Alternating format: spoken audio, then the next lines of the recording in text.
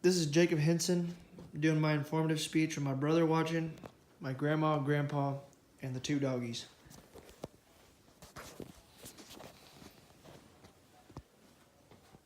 My name is Jacob Henson, and today I'm going to be talking about pitching effectively in baseball. Pitching effectively results in either, a positive play. It doesn't have to be an out.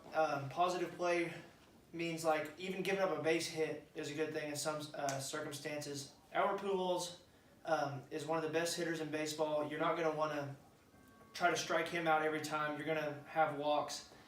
Sometimes just getting a ground ball, base hit, base hit up the middle is good when facing an elite hitter like that. 3 basic pitches in baseball. There's probably over 50 different pitches, some that I've never even heard of. A lot of major league guys get away with just these 3 pitches. Sometimes simple is the best way to go. Fastball, changeup, and curveball are the 3 basic pitches in baseball. Some pitching terms you're going to need to know as I go through this presentation. Supination and pronation. What supination is turning the palms forward, and pronation is turning the palms downward. What that's going to do is as we finish our pitch, supination and pronation are going to create different spins on the ball and create different movements of the ball and speed changes. Fastball. This is the most basic pitch in all of baseball. Little to no pronation or supination. Some people will cut and do a little bit of it, but a basic fastball, we're just coming over the top, pulling down on the seams. This is a tight backspinning pitch. Very fast, most simple pitch in all of baseball. This pitch is effective. Low in the zone, a ball below the zone. It's really hard for a hitter to see down there, so sometimes expanding the zone there is good. And then if we have 2 strikes and we've shown them some pretty slow pitches as far as like a curveball or changeup, sometimes we'll come up into that upper zone, upper end of the strike zone, above the strike zone. The hitter's eyes light up and they swing under the pitch, and that's a good 2-strike pitch. Changeup, this is probably one of the hardest pitches to master, but once it's mastered, it's muscle memory, muscle memory, muscle memory. We'll throw it a million times in a row and do the same thing. Mark Simon of ESPN says this is the best pitch in all of baseball. Danny Salazar throws it, best pitch in all of baseball. Heavy natural pronation.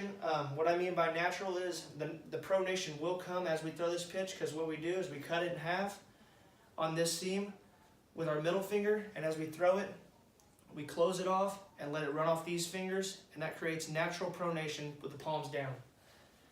That's 8 to 15 mile an hour slower than a fastball. This is really good with timing, but if you can master it, this has a lot of movement and really throws off a hitter. Sticking to 2 pitches isn't good. You're going to want a 3rd pitch in your arsenal. This is a curveball. Moves like its name implies. We come down. We use supination in this one. Now this is not natural supination. This is created. We cut the ball in half, same as we do on a changeup, but we really twist that ball with supination, and it creates an opposing spin to a changeup. It breaks with the arm path. We'll see it start probably up here and finish down in the strike zone, away from a right-handed hitter with a right-handed pitcher.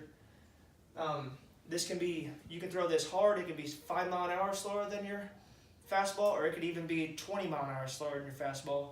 Just depends on how you throw it, and it's just a matter of making it your own pitch.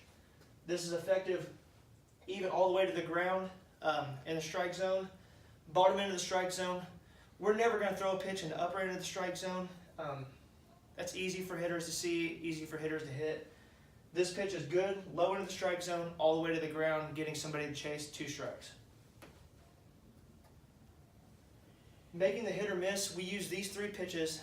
The 2 dynamics these 3 pitches offer you is timing and changing eye level. We can come up with a fastball, we can go down with a curveball. These are pitch placements, and that basically changes the eye level, creates it hard to see for a hitter. Timing, we mix pitches in, keep them out of rhythm.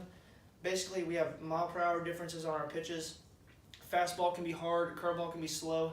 That really disrupts them on the x-axis, keeps them out of. This is what you love to see from a hitter right here, way out in front. Ball's there ready to hit, and he's already out front. This is probably mean changeup, mean curveball. This guy was sitting fastball all day.